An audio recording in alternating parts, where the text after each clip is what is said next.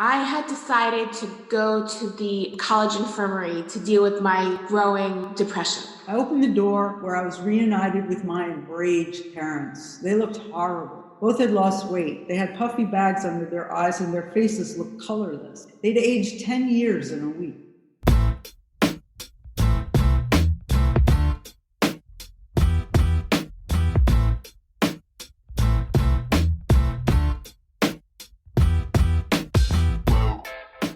Hey there, and welcome to Grit, True Stories That Matter. Grit is a weekly podcast about stories, the contemporary, personal, narrative kind of story, and the people that craft and tell them.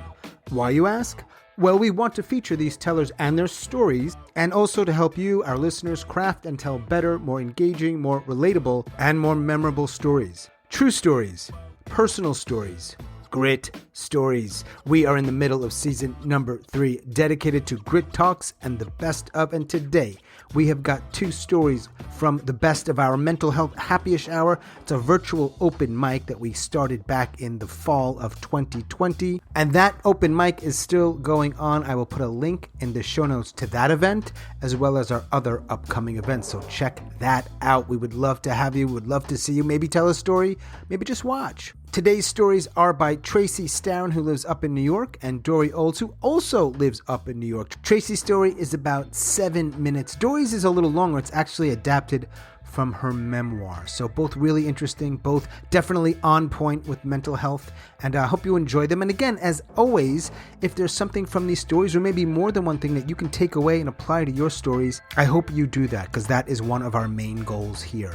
A quick favor, and I know I ask this a lot, would you let people know about this podcast? Maybe share it with them on social media, or if you listen on Apple, if you rate and review the podcast, it helps people find it. And we really do want more people to find it. We believe strongly in the personal narrative story. We want more people to be aware of what it is and how it works and how they can use it in their lives. So thanks very much for that. And finally, we've got something new in our transition. Usually we have a short little music piece. Today we've got a longer piece. So just know that you will hear Tracey's story and a song that's a few minutes long. It's a little bit different. It's a little bit out there, but I wanted to give it a shot. And then you will hear Dorri's story before we finish up. Thanks so much, and let us dive in. I had decided to go to the college infirmary to deal with my growing depression. And I had done everything I could not to face it head on. I told myself that I was feeling really bad because I wasn't sleeping enough, and I was overworked, and I wasn't taking care of myself. But it started to become obvious that there was something more going on. But I still didn't want to. I didn't want to go to I didn't want to have to face it. I didn't want to go to a doctor. And so I made all these deals with myself that, like, I'll start taking better care of myself. I'll meditate, I'll do yoga, anything not to have to deal with it. But no matter what kind of good face I tried to put on, there started to be cracks in the facade, and my friends started to look at me with, like, concern in their face. And people started to ask me, "Are you doing okay? Is there anything that you need?" Because I was kind of falling apart. So I had decided to go to student health services. I was going to Boston University at the time, and I was pretty unhappy there. The whole atmosphere of the place seemed kind of bleak and gray and unhelpful.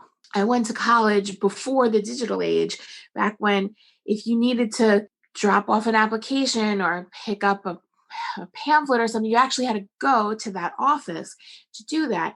And it seemed no matter how careful you were about the instructions that you got, whatever office you went to do something, you were in the wrong place and you got sent somewhere else, probably clear across campus.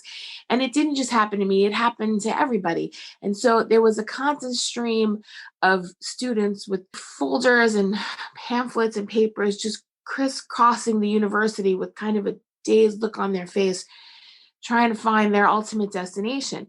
And we used to kind of laugh about it. We used to say, well, you can't spell bureaucracy without BU. And then we would sort of laugh the laugh of the damned because there was no way out of this. And it didn't escape us that a school the size of Boston University with so much support staff was in no way supportive. And I was thinking about transferring out.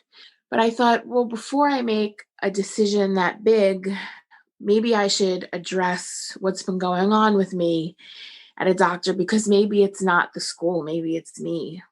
So thankfully, colleges have infirmaries where you can go see a doctor. So I was going to student health services. Now, the infirmary at BU works this way. Everybody goes to see the general practitioner, and then they ask you irrelevant and invasive questions, and then they decide if they can treat you there or if they have to send you somewhere else. So you would go and they would say, what seems to be the problem today? And you might say, well, I've had a sore throat for a week. And then they would say, well, are you sexually active? Or you might say, I rolled my ankle and I haven't been able to walk on it for several days. And they would say, well, how many sexual partners do you have? So I was aware of what I was in for, and I went to the infirmary, and I got there and I went up to the counter, and a woman met me on the other side of the counter, and she said, how can I help you today? And I said, I'm here to see the doctor. And she asked me for my name and my student ID number. And I gave them to her. And she looked in a book. She had an appointment book, a handwritten appointment book. And she said to me, do you have an appointment? And I said, no, I don't. And she tapped the book and she said, no, you don't. And she pointed where my name should have been, and it wasn't. And she said, you need to call to make an appointment first. And I looked behind me at the completely empty waiting room. And I said, can I make an appointment right now? And she said, no, you have to call to make an appointment first. And she pointed at a phone in the waiting room. And she said, you can use that phone, call the number on the phone and make an appointment. So I said, okay. And I figured this was one of those weird bureaucracy things that BU is so well known for. I thought maybe it leads to some central number to make the appointment. So I went over to the phone and I picked it up and I called the number. And it rang in stereo because it rang in the receiver in my ear and at the desk that I just walked away from. And the woman who just sent me away from the desk picked up the phone and she said, Student Health Services, how may I help you? And I said, I'd like to make an appointment to see the doctor. And she said, sure. When would you like to come in? And I said, well, as soon as possible. And she said, well, I have early next week. Can you come in early next week? And I said, yes, I can come in early next week, but do you have anything earlier? And she said, well, I have right now. Can you come in right now? And I said, yes, I can come in right now. And she asked me for my name and my student ID number, and I gave them to her. And then I hung up the phone and I walked the 10 feet back to the counter where she met me and looked at me with fresh eyes as if she'd never seen me before. And she said, how can I help you today? And I said, I'm here to see the doctor. And she said, do you have an appointment? And I said, yes, I do. And she asked me for my name and my student ID number. And I gave them to her. And she tapped the book where my name was. And she said, yes, you do. Here it is. And she said, have a seat. It'll just be a couple of minutes. And as I turned around to go sit in the empty waiting room, she gave me a little sly smile. And she said, now, was that so hard? And I looked at her and I thought about how unhappy I'd been for the last few months, how miserable I'd been, and how my life had been in crisis, and how much it took to get me here.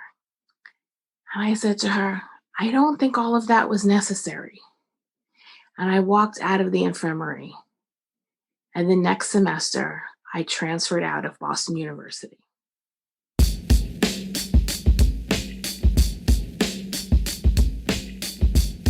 Niggas must have forgot their alphabet. Let me explain. Here it goes. A is for ambition. Be what I wanna be. See past the situation that's in front of me. Doubt is an enemy. F, we say fuck them. The irony is they inspire me to love them. G is past go and ignite the cash flow. When H's put your heart in whatever's your last hope. I inspire, but two light the fire. So we be the streets' #1 supplier. And jazz for them Jordans for my niggas when I make it. Give me 2 of those strange no-name kicks. Earth, wind, and fire type. Elemental piece that resembles me. And it accounts for elemental P.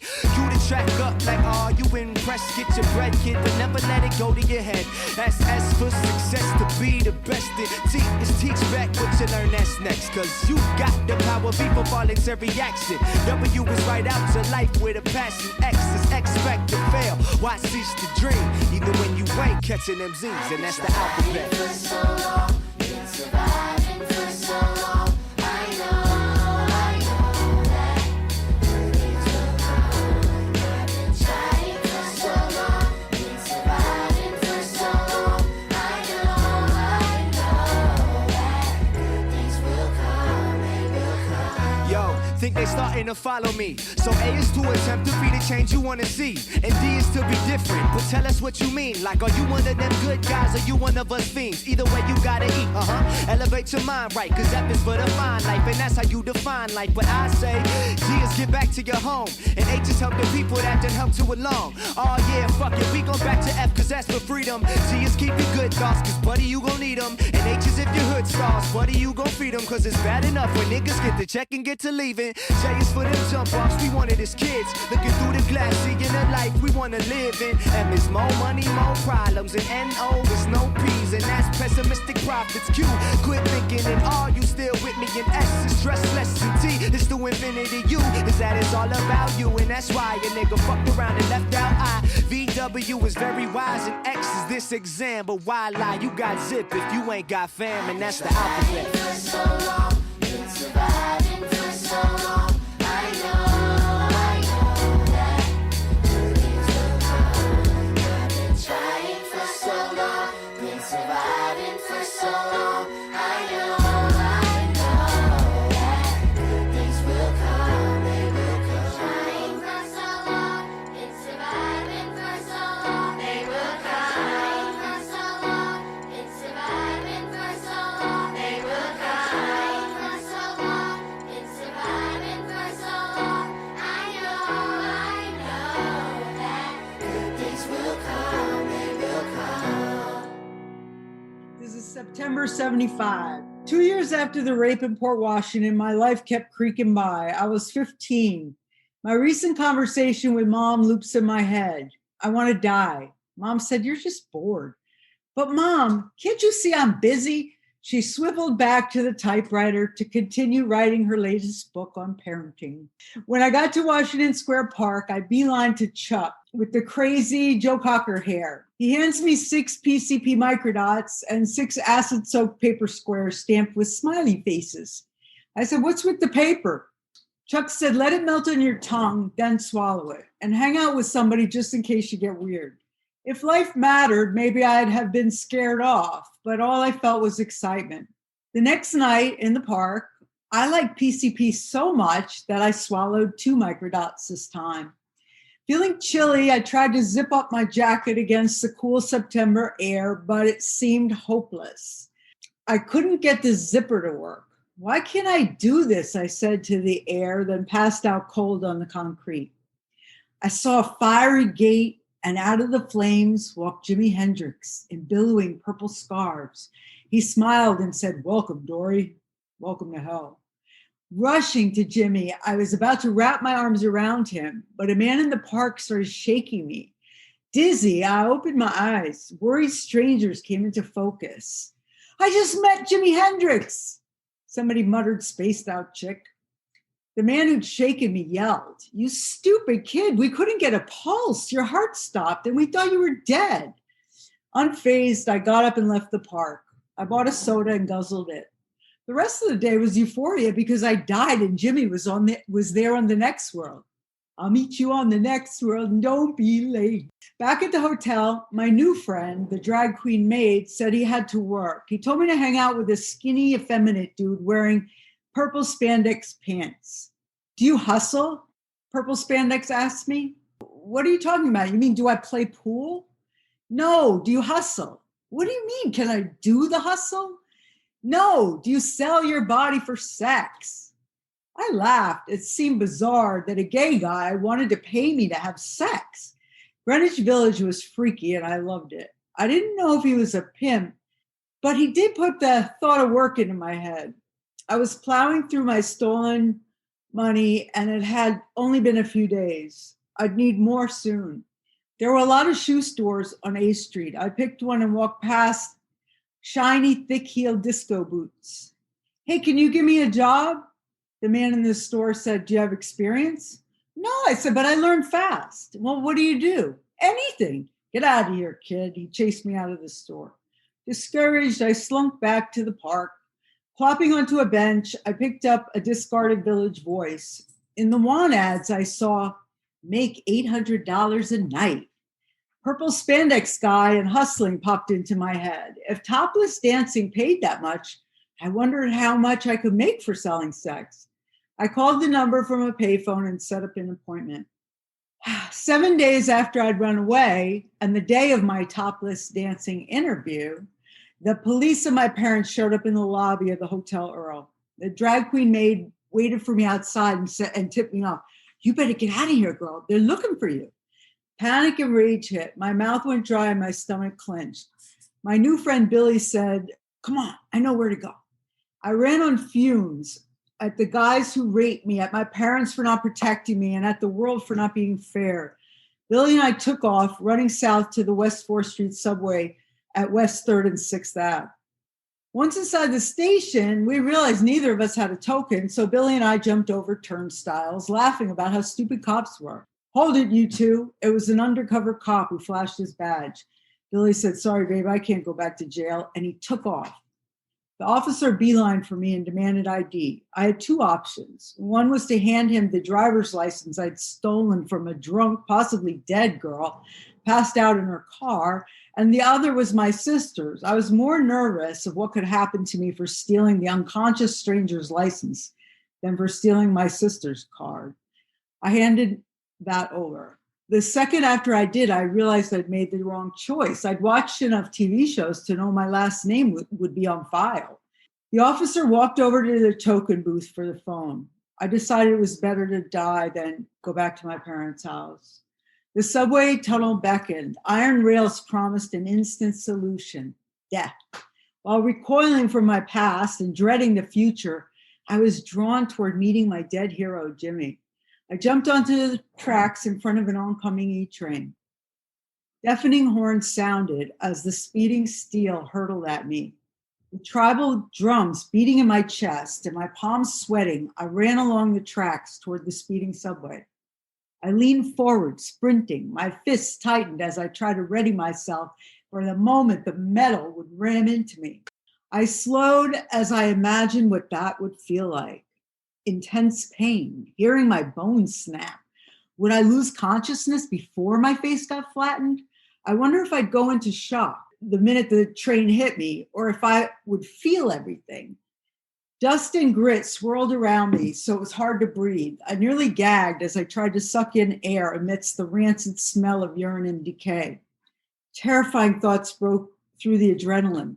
What if I don't die? What if I lose a leg? Life would be so much worse as an amputee. Helpless, I'd have to go home and live with my parents forever. The outside noise in the tunnel was deafening. That's when I changed my mind.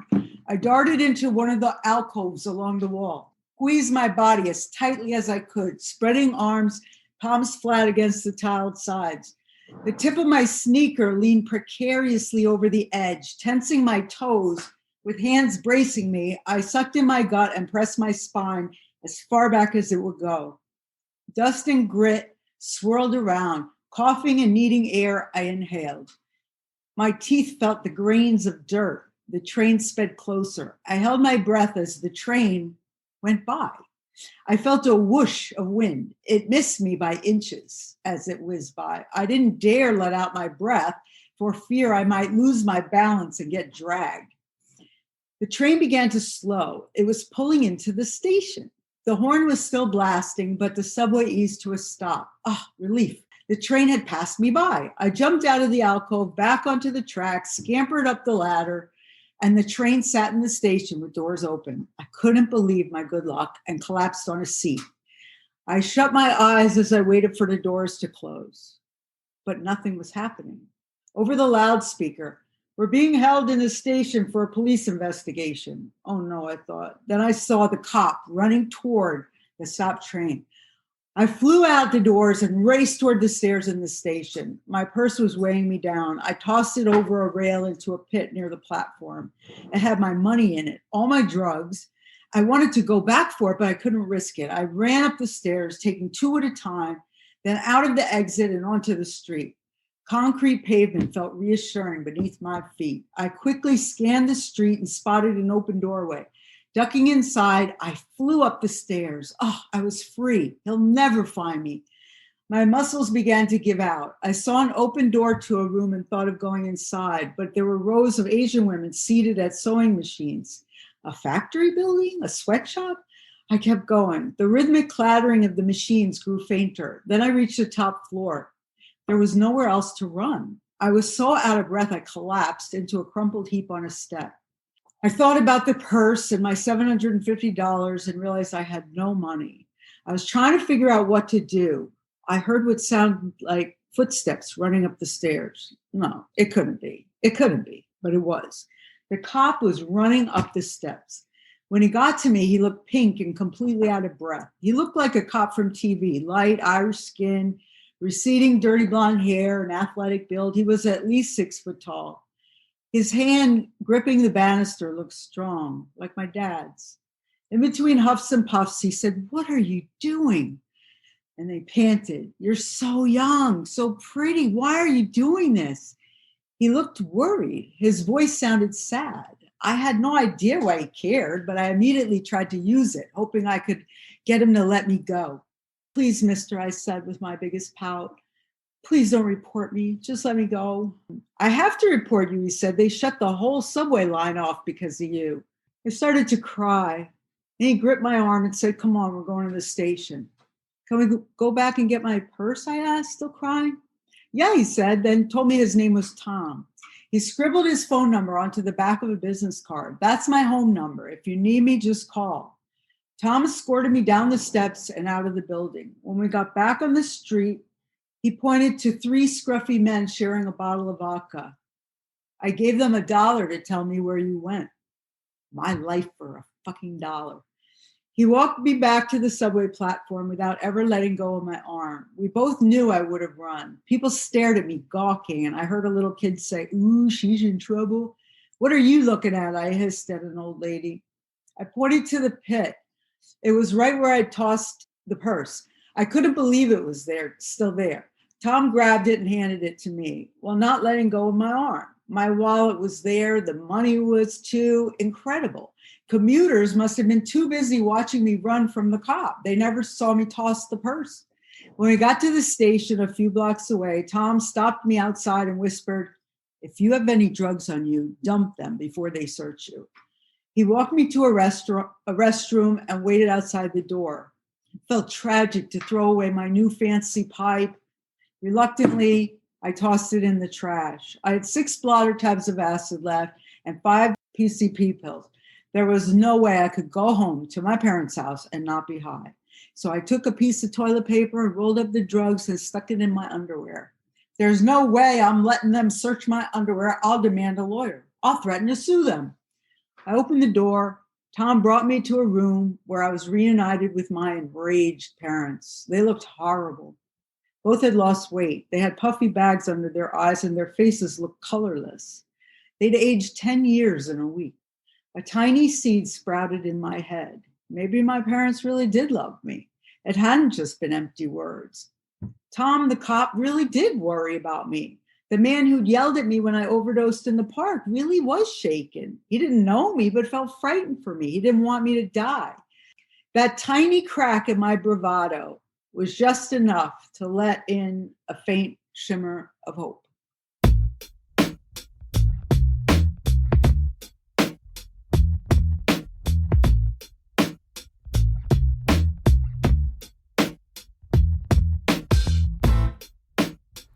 As always, thanks so much for listening and all of your support. Special thanks to Tracey, Starin, and Dorri Olds, both in the Big Apple. Check the show notes for upcoming events, including the 99-Second Story Slam, the Mental Health Happyish Hour, Motown Flash, and our May 1 fundraiser for Ukraine right here in North Carolina. And if you could help us out, in addition to listening, which we really appreciate, let people know about the podcast, maybe share it on social media. And if you listen on Apple, rating and reviewing really helps people find the podcast. We want more people to find the podcast. Thanks so much for that. And that is all for episode number 76. Boom.